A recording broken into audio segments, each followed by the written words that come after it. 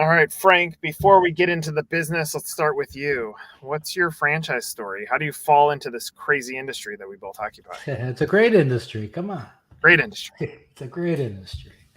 Well, I go back quite a while in franchising. I was in the travel industry for, I would say, the most of my career, and I franchised a company that grew to about 200 units and sold it some years back.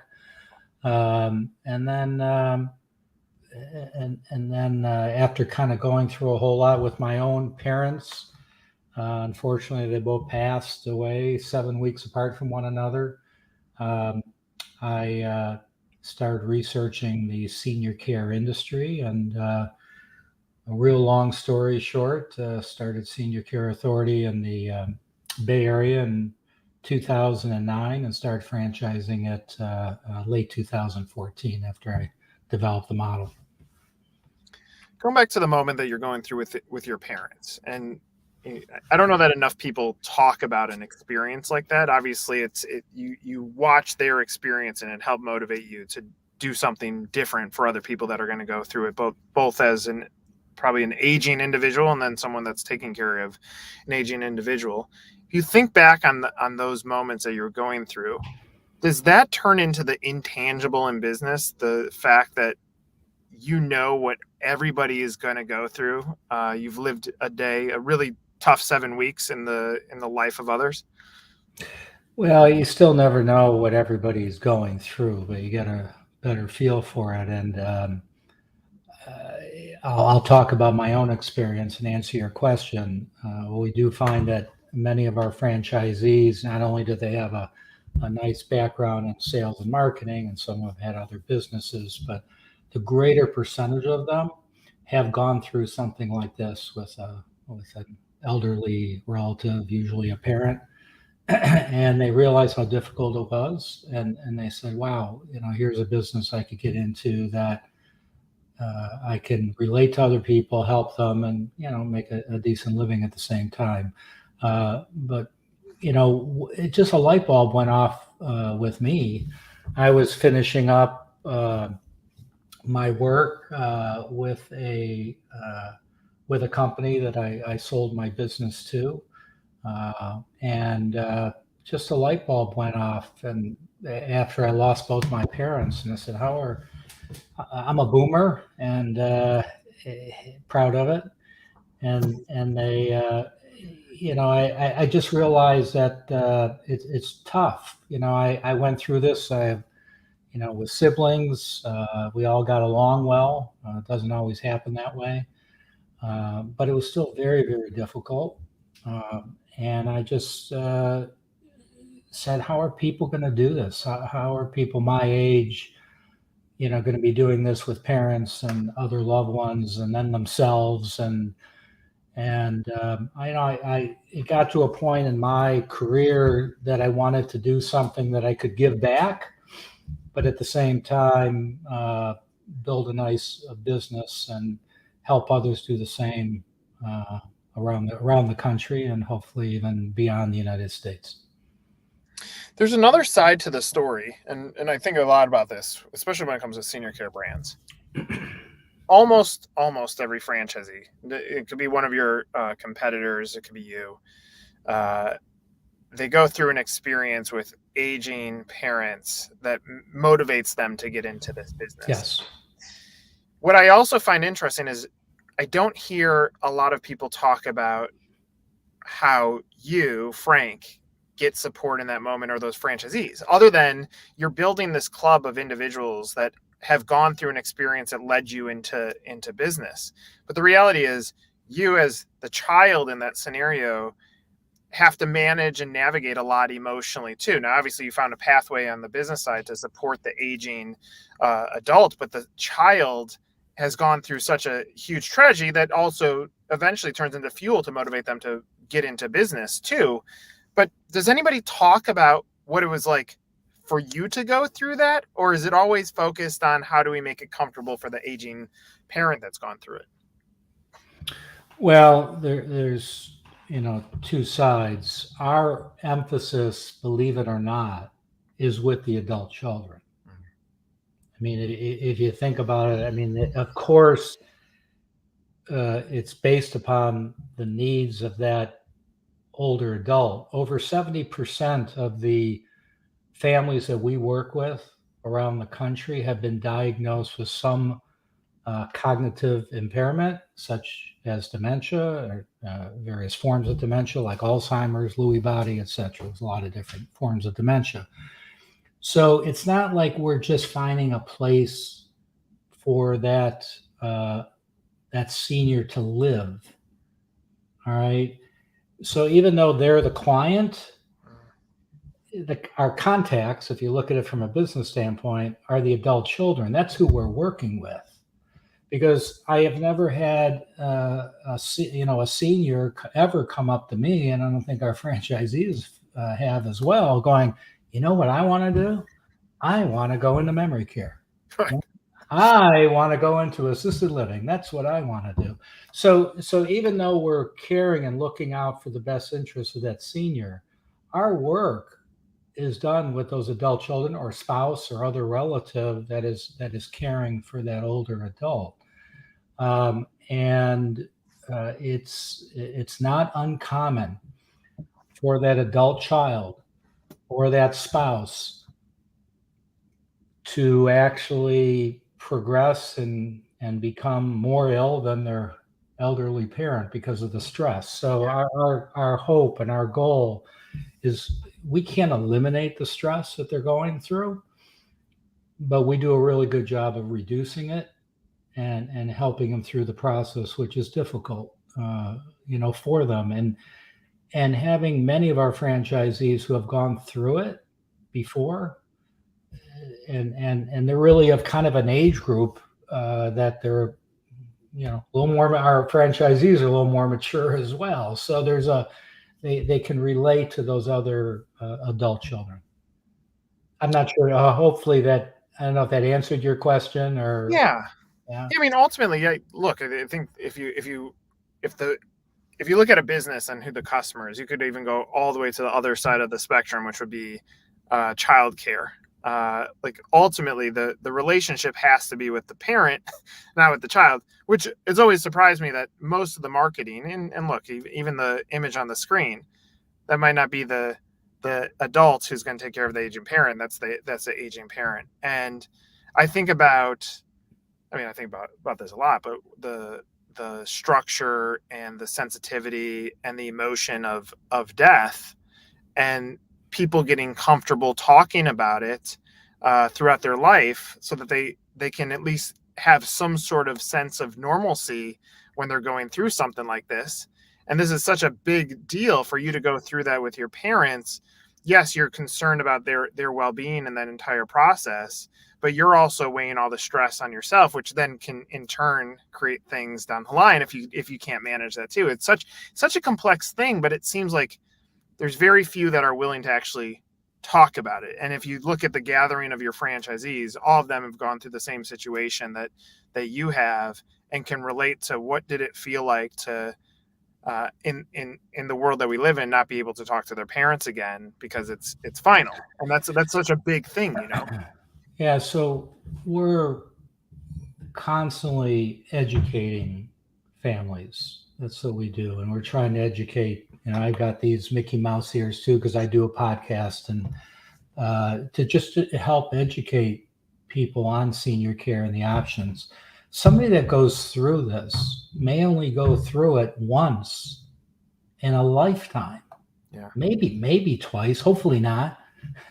But I have when I was working with families day to day. Now my concentration is more with our franchise owners, but when I was doing it day to day, I had a client who needed help with her husband, who had a form of dementia and became combative. Never was combative ever towards her. And she was actually a little scared because he was a big guy, right? And she didn't know how to deal with it. I stepped in, make a real long story short, we found the right place for him. He lived the rest of his life there, all right? she was a neurosurgeon.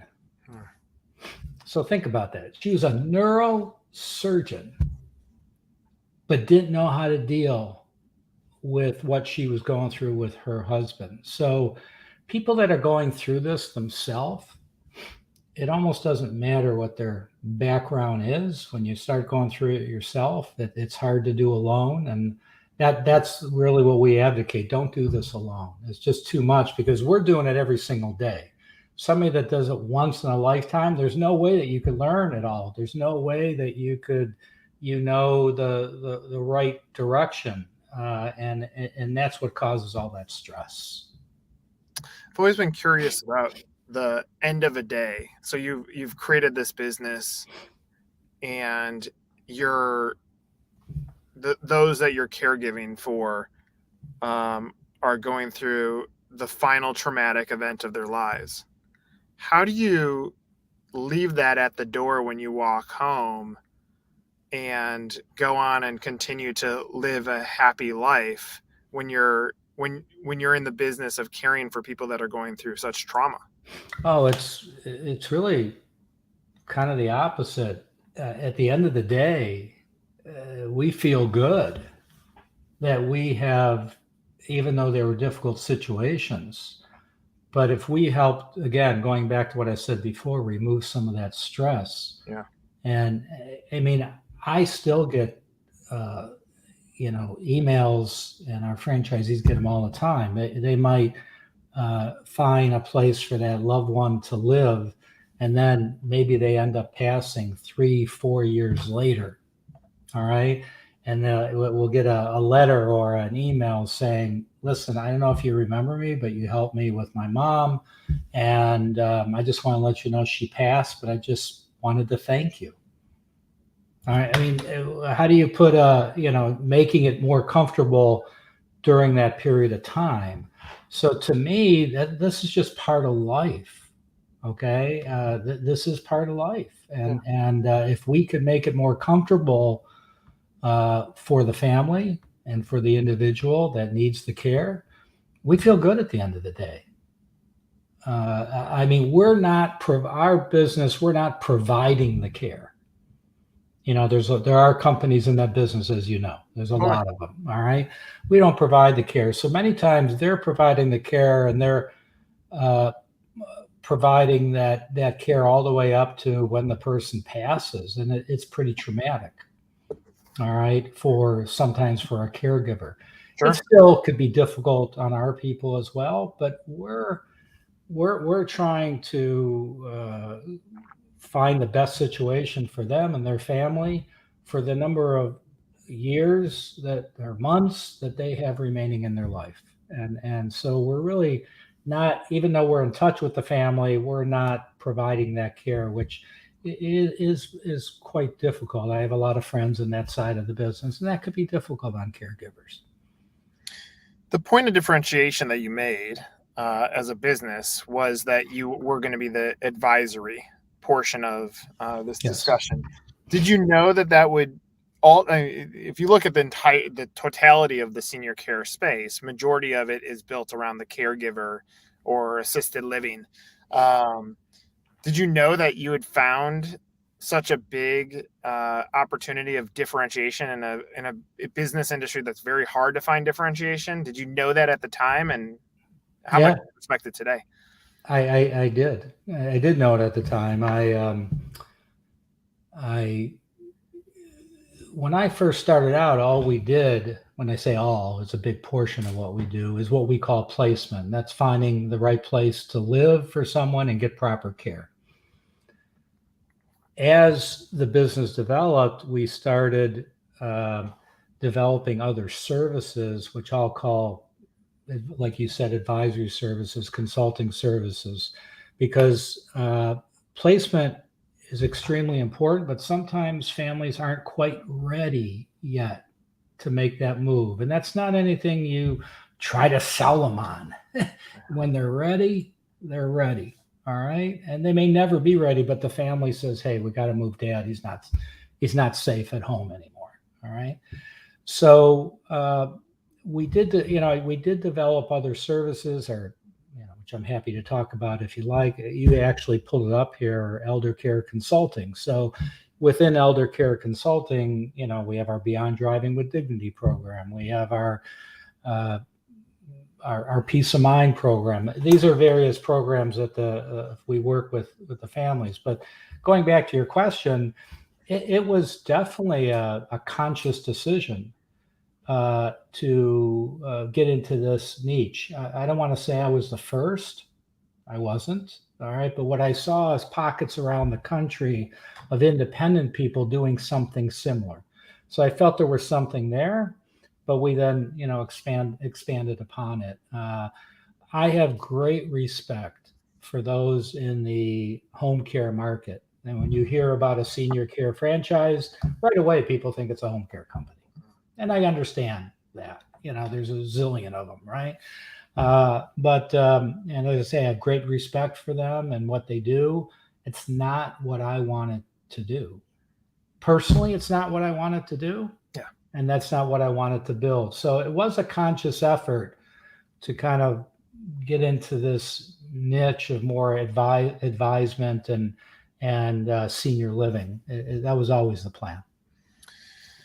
If franchisors could put down their competitive viewpoint, in my opinion, your business bolted on to a successful franchisee or vice versa in the senior care space is an interesting fit. Obviously, there's non-competes that exist within the franchise agreement, but because of it feels like the synergy is so strong on both sides.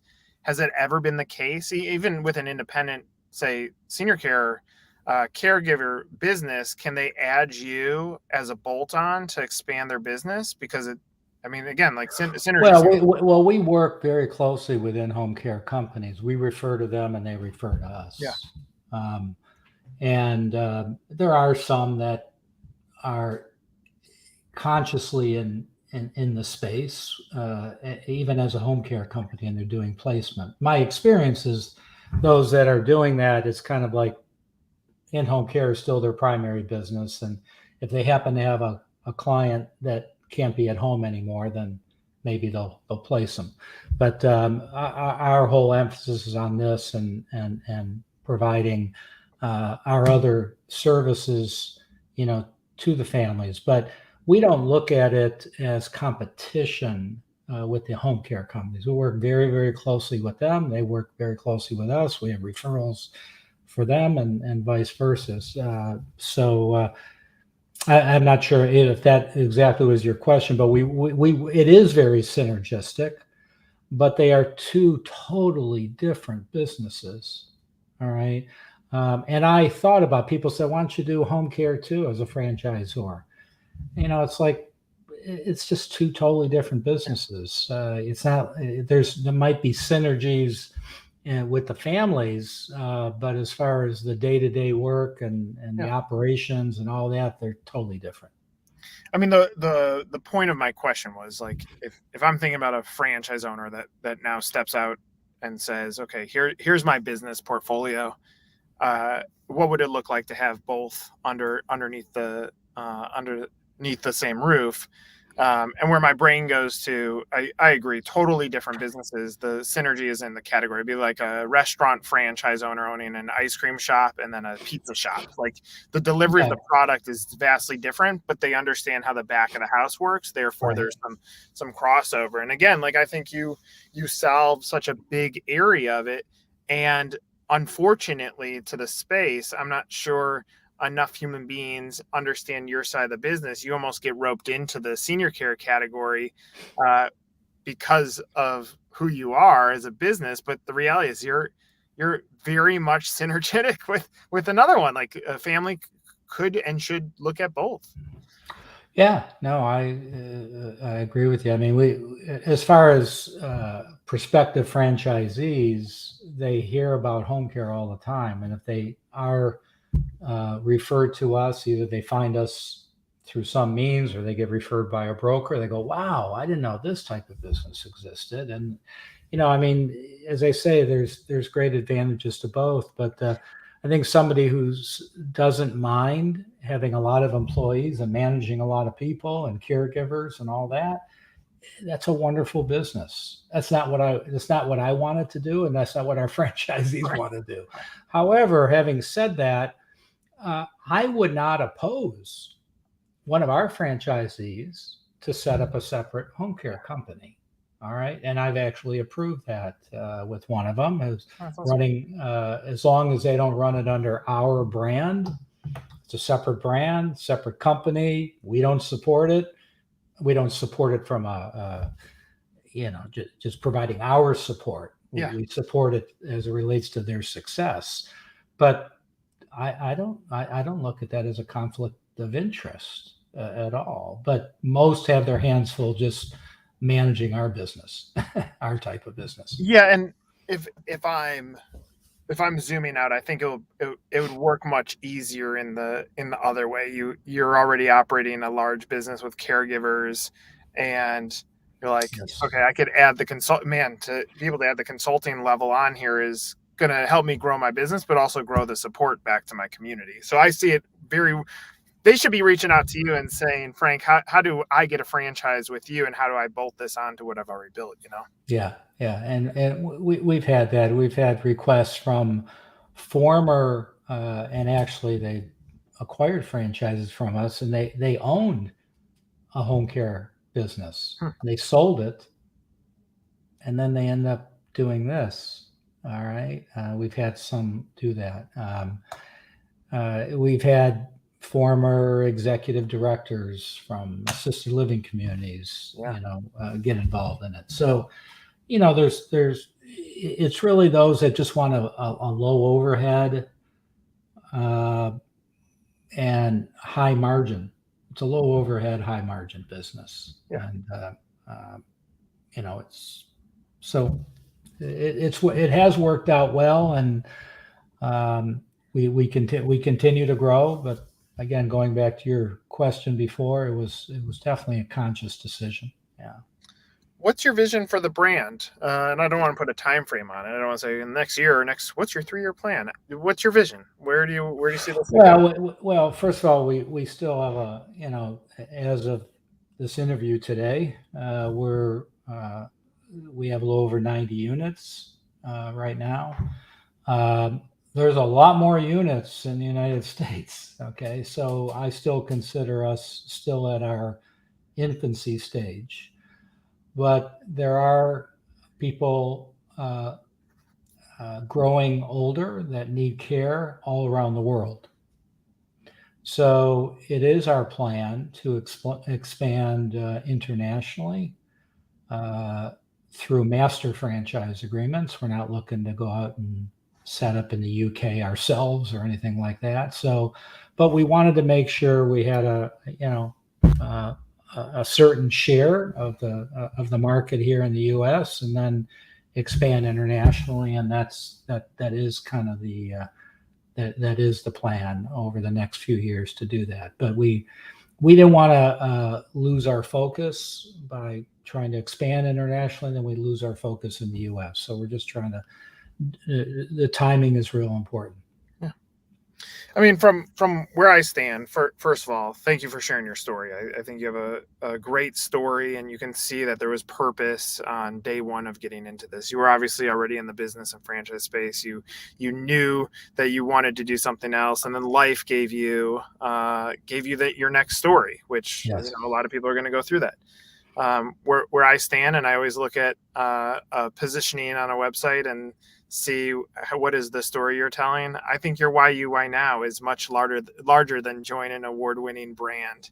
I think I could take any senior care business logo and put it on this screen, and it fits there. What you just shared with me about your life and your vision is who I'm going to buy from. And so if I bought your business, I'd blow up this website, I'd put your face up here and say that this was done with purpose and reason. And then you get into like just a pure point of differentiation you've created on the consultancy side. That needs to go front and center so that a buyer can very easily see that there's a huge point of differentiation in your brand versus someone else in the category. It doesn't mean they're wrong. The other brands are bad. It just means when you're making your decision on what do you value from a work standpoint as it goes into your business? It's a very clear point of differentiation, and I don't know that you're taking credit for it in the way that No, you might be right, but I do get very involved, not only with our franchisees. I'm very hands-on, but with the prospects. So if we do have somebody saying I want to learn more, I do get involved through pretty early on in that discovery process, so they get to know me and my story and what we're trying to accomplish, and having conversations like we're having right now. So I want to say I am kind of front and center, maybe not on the webpage as you recommend, but what in talking to people as they as they want to learn more.